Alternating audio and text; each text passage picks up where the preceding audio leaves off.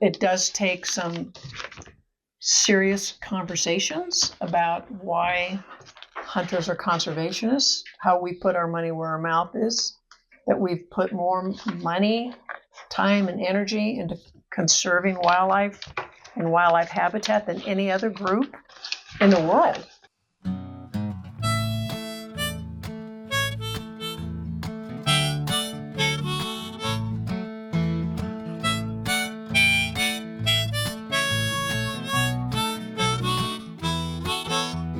Old farts, good old farts, and there's nothing that we ain't done. Hiking, hunting, and fishing, we're still looking for more fun. So just sit back and listen. You don't want to be missing the adventures yet to be from folks like you and me. Greetings. Welcome to today's episode of Old Farts Outdoors. Today we're going to talk birding, but we're doing some multitasking here. And let me introduce you to the bird whisperer of paradise, Deborah Essman. We are longtime members of the oldest sportsman's club in the state of Washington, Kittitas County Field and Stream Club. We are in the process of stuffing envelopes and sending our message and our information out to all of our Chamber of Commerce partners in the region. And our intention is for people to get to know us and also maybe take part more in some of our fundraising activities, because we do scholarships, we fund scholarships, we do a lot of volunteer work, we work with children and talk about some of that. We do a lot of outdoor activities and try to stay an important part of the community. Have been since 1919. So that's what we're about today. So we're going to be stuffing envelopes. We're going to be talking about birding. And this woman knows more about birds than most of us. She'll tell you no. But here's the deal. Does. Never say you're an expert unless you're at least 200 miles from home. Which we are not today. Not today. We're going to actually begin talking about birds, and I get to say you're an expert. You don't have to say anything. So I'm going to put some labels on envelopes here. So question number one. We are obviously all seniors. That's the whole purpose of Old Farts Outdoors, to celebrate seniors who have been outdoors all their lives and are still out there doing stuff. So we're going to talk about a lot of activities over the years and through time. As you've probably seen already, we do a lot of different things. We're interested in a lot of stuff that people are doing. But birding is actually a very popular activity, but I have one question. Why? Why? That is such a good question. You know, in the old days, we just called it bird watching, and then it became more and more sophisticated. And bird watching, I guess, sounded trite and juvenile to people, so it became birding. So birding is now a verb, to bird. Don't ask me how that happened. I think, it's easy because birds are everywhere. There's over 10,000 species of birds in the world. Here in Kittitas County, our little county, we have over 300 species of birds that have been reported in the county.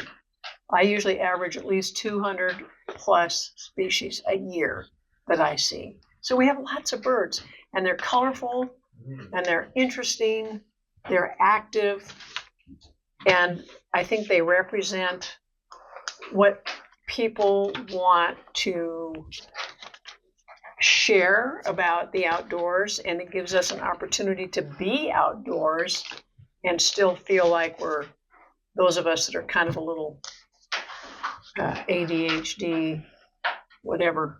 And when we were kids, they didn't call it that. They just slapped us. Yeah, pay attention.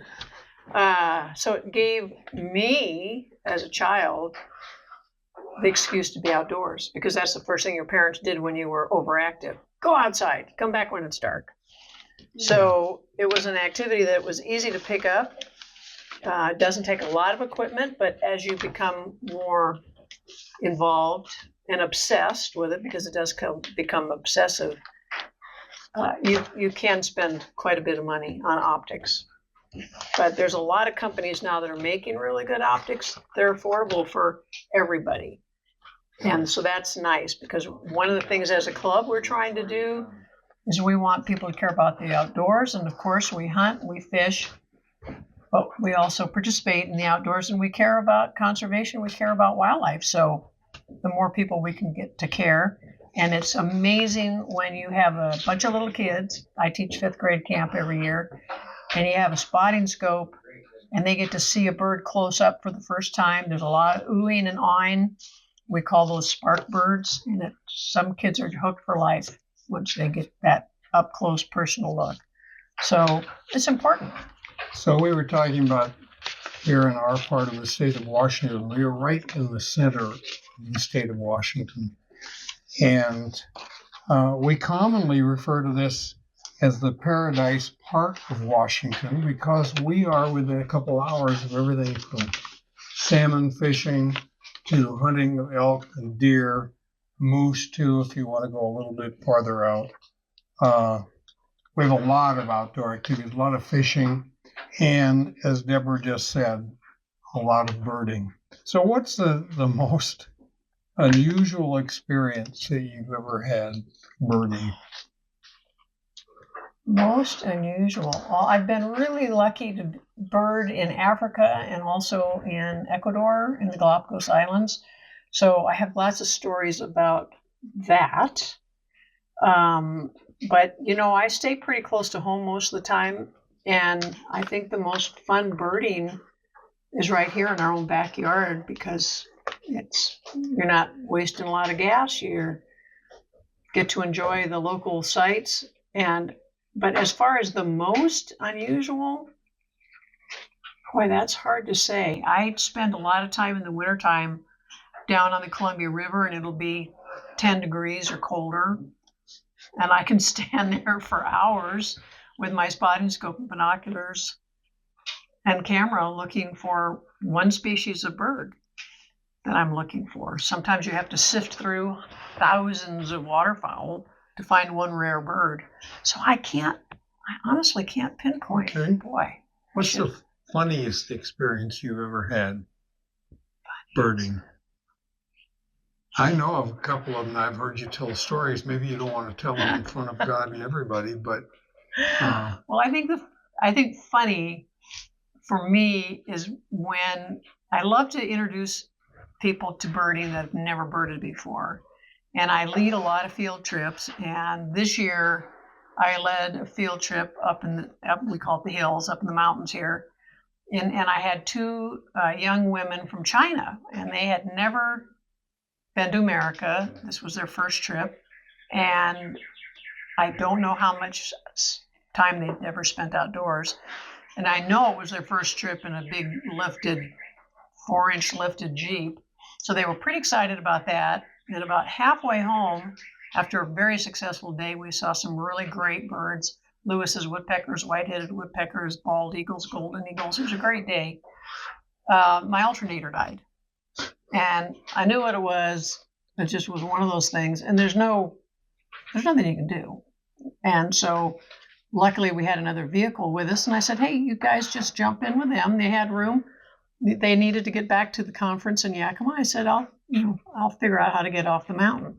And they were horrified. They were practically in tears, because they really thought that they were abandoning me in the wilderness. And I thought, it's only 10 miles home. I could walk out of here if I had to. It's not, but aren't there wild animals? And we'd already seen a herd of elk. Well, yeah, there's mountain lions and black bears, but it's okay. I'll be fine. So I don't know. I haven't corresponded with them since they got back to China. They probably think I was turned into cougar fodder. I'm not sure. Bear food. Bear food, yeah. So, we talk a lot about in the club and really among our friends and often among almost anybody who will listen about the importance of getting children involved in outdoor activities. Jody Larson, who is a long-term member of the Rotary here in the state of Washington, signs a lot of her emails and other correspondence with a statement to the effect of, remember that children are the emissaries we send into a time we will never see. What do we want them to take with? So we focus on them a bit. So talk a little bit about some of the stuff that you do with kids, because I know you're really active with children and outdoor stuff. Well, I really believe that if you don't see something, you're not going to care about it. So it surprises so many people to know that even though here in Ellensburg area in Kittitas County, we're so close to beautiful mountains and the Columbia River and all this fabulous outdoors, most of these kids never get out. Yeah. And some of them are afraid, but all of them, once they learn what's out there, they're hooked. And I think having that hook set so that they care about wildlife and they care about our planet is a big part of what we do as a club. When we teach hunter education, they have to take the class if they're born after January 1st, 1972. They have to take the class if they want to get a hunting license in Washington State. And so we're certified instructors. And not only do we talk about hunter safety and firearm training, but also conservation and ethics and sportsmanship, and why, as a hunter, we are the first and the most involved conservationists on the planet. And the kids learn that not that being outdoors, it's not just about the hunt, but it's also about viewing wildlife, whether it's birds or a herd of elk or your first moose in the wild. Sure. So that to me is really one of the most important things we do as a club. When you do your 6th grade camp, what's the focus of that? So 5th grade camp, Or 5th? That's okay. 5th grade camp, all of the Ellensburg School District 5th grade classes go up to a camp up in beautiful camp. It's only about 20 miles out of town, but for a lot of these kids, it's like going to the moon. Yeah. And they have a lot of different activities that they get to do, including rock climbing and fishing. They do some hikes. With me, I talk about wildlife tracks, and I talk about all the different, I have a PowerPoint presentation. I bring skulls and furs, and we talk about what wildlife they could see and what wildlife could see them while they're out there, because a lot of times you don't really get to see them, but you're going to find signs and track of animals that have been by. And so I really like to spend a lot of time teaching kids on whether an animal is plantigrade or digitigrade or ungulagrade, how they walk, and how to look for different signs, not only for the tracks, but an elk, a wallow, for example, a mud wallow, or a deer rub, or hair on a tree from where a bear rubbed. So it's really fun. Kids love it. I think. Yeah, and it's a great opportunity to get them thinking about those things that they just really are outside their sphere of even expecting Yes. to do. All right, cool. So we talk about this old fart stuff, and by the way, we include women and men in that category. And you probably are aware from some of the stuff we've said before that we have ranks. We have apprentice old farts, we have journeyman old farts, and we have master old farts. And we don't always identify ages, but I will tell you that I fall into the master old fart category, and Deborah is in the journeyman old fart category. And we take this responsibility pretty seriously. So Okay. When did you start When birding? when do I get to move up to the master? Let's see, I'm Oh, it's a 74. matter of age. 74. I know I don't look a You're day a over long time from 73. that. You're a long ways. Am I a from long that. ways? Darn. Yeah. All You right. have to live a long time yet to become a Something to master. look forward to. We Something to start that aspire at to. 80, actually. Oh, well, I'm not that far off then. So how did I get into birding? Yeah. How did I get into birding? I was a Girl Scout. Started as a Brownie in 2nd grade. My mother was a Girl Scout leader. We camped. This was in California. Don't tell anybody. But we camped all over California. We backpacked all over the Sierras. My brother and I my folks would drop us off in Yosemite and we'd be gone for a week or 2. I can't imagine doing that with a kid now. Child Protective Services might be involved, but in those days, we were adolescent and trustworthy and experienced, and so off we went. And Never thought about it, really. we just went. And so I was always fascinated by the outdoors and nature, and I hated being in the city. I never did fit in. It's one of those. I ate lunch outside alone every day in high school. Not a fun child, but I was fun when I was outdoors. And so that's really how it started. My mother was liked to look at birds, and she wasn't obsessive about it like apparently I am, like looking at my husband who's nodding his head.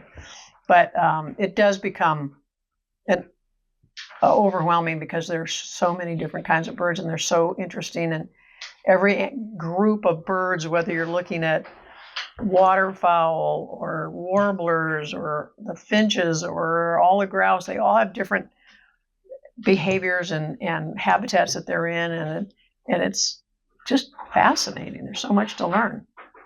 No shortage of information, and there's so many ways now. Birders are really connected all over the world now. The Cornell University's website, you can go online and put in your report every day. This morning, I was recording cedar waxwings and western wood peewees in the yard, and I will be able to take those recordings and add them to my bird list online on eBird. So we're not here to advertise Cornell University's websites, but it's an important part of keeping track of our feathered creatures around the country and around the world. It's great citizen science. It really is, and the millions of people that are now involved and able to add the information that helps real scientists look at trends and how our species, how the planet as a whole is doing. So we have a peanut gallery here. It's not really a peanut gallery, to be fair.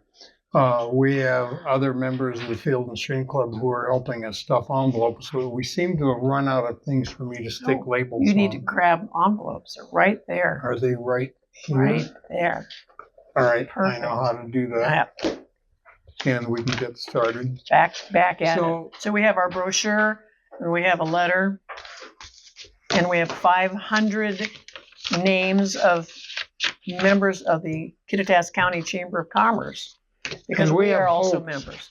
We have hopes that while most of these groups know us and most of our fellow chamber members know us, they will get to know us better, and they will see the quality of stuff we do and where we spend our money and what we do to get people outdoors and work with kids and give scholarships and whatever it is that we can get away with doing, and want to be part of that.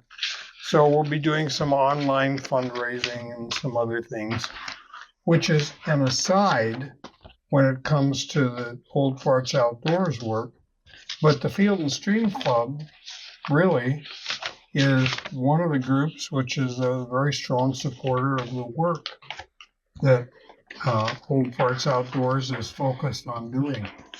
And so we will be talking at times about things like hunter safety classes. We'll do a program on hunter safety training. We'll do some programs on some of the other activities that we do. We're also going to talk to people who are biking and hiking outdoors, spending a lot of time doing that, staying active into their senior years.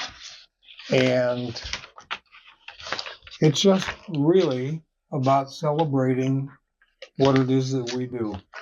And this is one part of it. I always wanted to hear some of these stories. Is there a particularly typical good story you have about birding? I like the one about the Chinese women feeling like they were leaving you stranded and to your death in the hills, but we know that didn't happen. So Always prepared. One thing that people are always amazed when I talk about is that I rehabilitated birds of prey for years in California, co-founded and co-directed a raptor rehabilitation center. So my colleague and I had hundreds and hundreds of birds of prey that came through for our care, and that luckily most of them were releasable after being cared for and rehabilitated. But I did have one time when I was reaching for a bald eagle that I hadn't treated that day. It had some problems with his feet, and I needed to soak his feet. And I went to grab, he was in a crate, and I went to grab it, and I got one leg, but I missed the other leg. And he reached out and put his back talon through my arm. There's a scar right here, and it came out up here. So it poked all the way through my forearm, and then the other 3 talons were up here. So it was one of those days, and I was by myself. And in those days, that was back in the 70s, 1976, to be exact. you were a baby. We didn't have, yeah, I was a baby. Well, we didn't have cell phones. The phone was attached to the wall, and I had no way to call anybody. And I certainly wasn't going to kill this bird because we'd been working very hard to get it healthy enough to where we could release it again. So it was a long half hour or so before luckily somebody just happened to come by my place, and the veterinarian could come and give the bird a shot of ketamine and put it to sleep for a while. So, but I had the scars to prove it. It was pretty cool. And then I had another one that ripped my lip off. That was kind of interesting. So, birds haven't always been kind to me, but we continue to care. We do. And That's most of my stories are true. Love-hate relationship. Yeah. So, all right, so you've had some funny experiences. You've birded all around the world, actually. You've been several places in the world looking at birds and chasing birds and trying to add to your life list and all of that. Who was, and I know you've taught a lot of people to be interested in birds, who was you don't have to give names, the strangest or most interesting person to whom you introduced birding? Wow, that's a tough one. I don't know. I honestly don't have any answer to that. I should have put some thought into that, because I do run into a lot of oddities. Yeah. It's one of those sports, I guess it's a sport, activities that appeals to a lot of people that are loners, and I've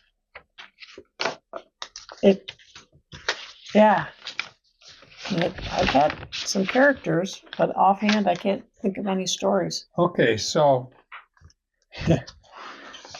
we're all hunters and fishermen and do whatever we can do. We like to make our own food, go out and make meat, as we say. What sort of response do you get, or what are the strangest responses you get when people find out that as a birder, you are also a hunter?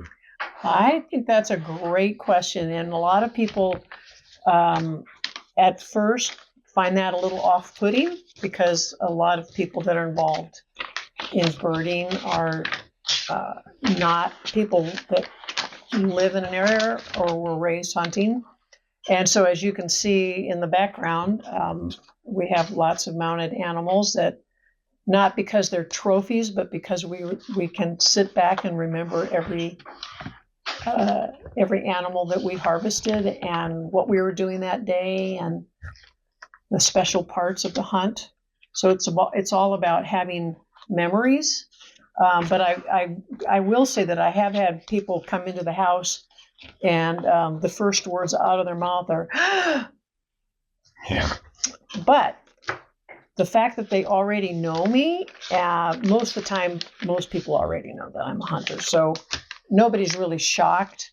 But it does take some serious conversations about why hunters are conservationists, how we put our money where our mouth is, that we've put more money, time, and energy into conserving wildlife and wildlife habitat than any other group in the world, really. Yeah. So I use it as an opportunity to promote the fact that hunting is a really important wildlife conservation tool, and that we all care. Everybody cares. So that is something that we share, and that we shouldn't ever look our noses down at one group or another if we're all working toward the same end. And I think there's a lot of stereotypes out there about whether it be about hunters or about nerdy birders. Oh my, yes. Because I am a nerdy birder, but I'm also a hunter. So because it shouldn't be contradictory in my mind. Well, you never quite know what you're going to run into. I was on a goat hunt years ago, back in the 1980 something, and I was packing down out of the mountains and walking around the 4-mile trip around the lake after I got down from above timberline, bringing out my goat and my camp and all that, making 2 trips.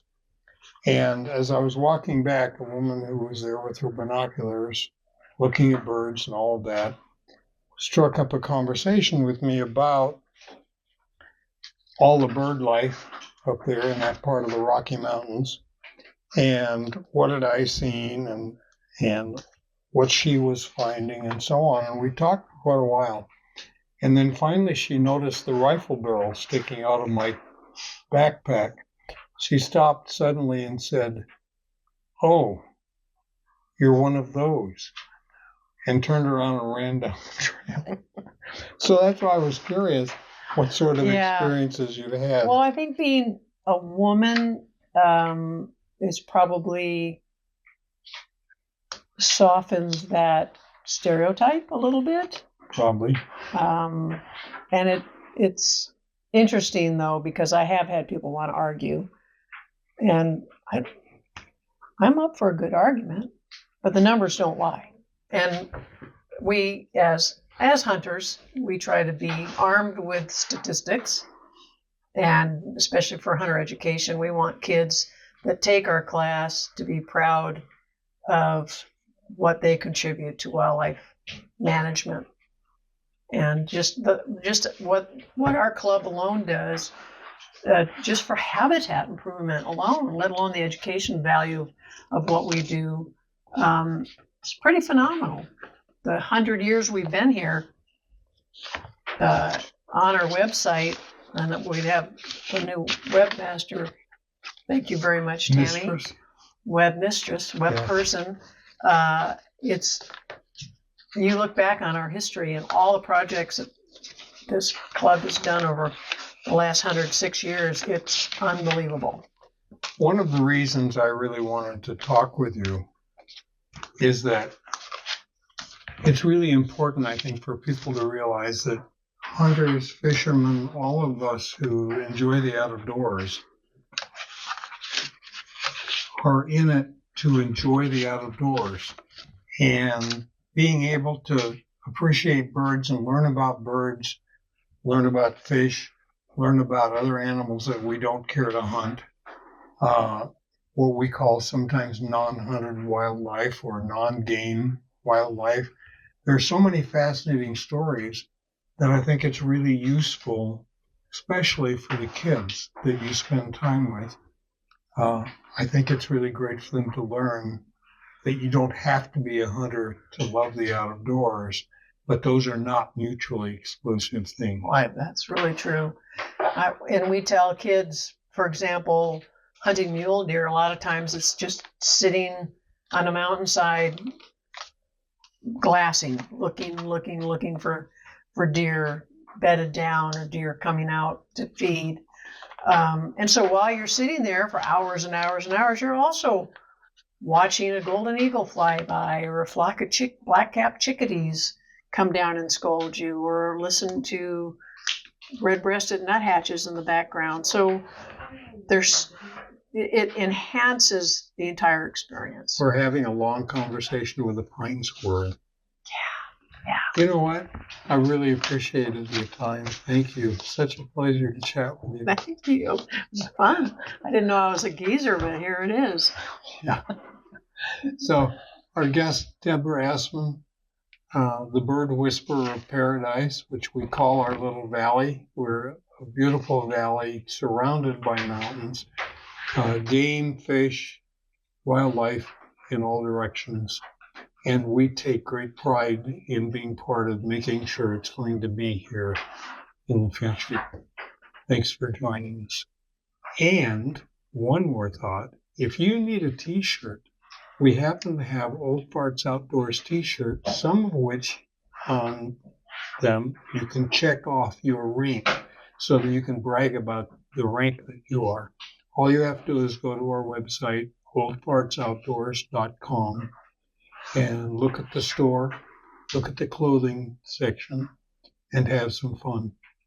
So we will be doing other visits with Deborah and with her husband and probably a couple of the other old farts that are in the club who are very active in the hunter safety training that we talked about a little bit here, because it's critical to what we do for the future. And that's really why we're here. So thanks for joining us. Have a great day.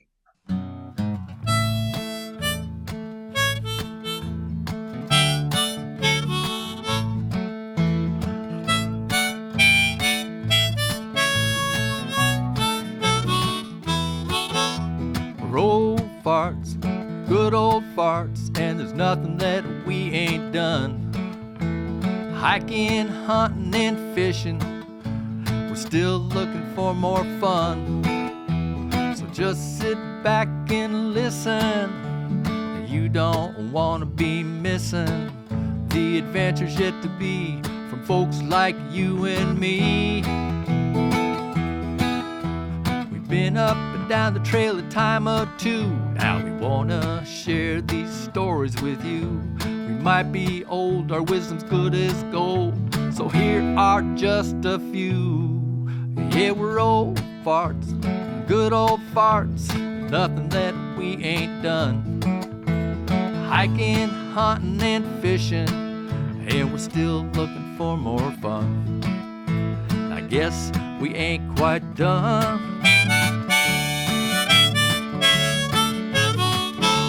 We ain't quite done.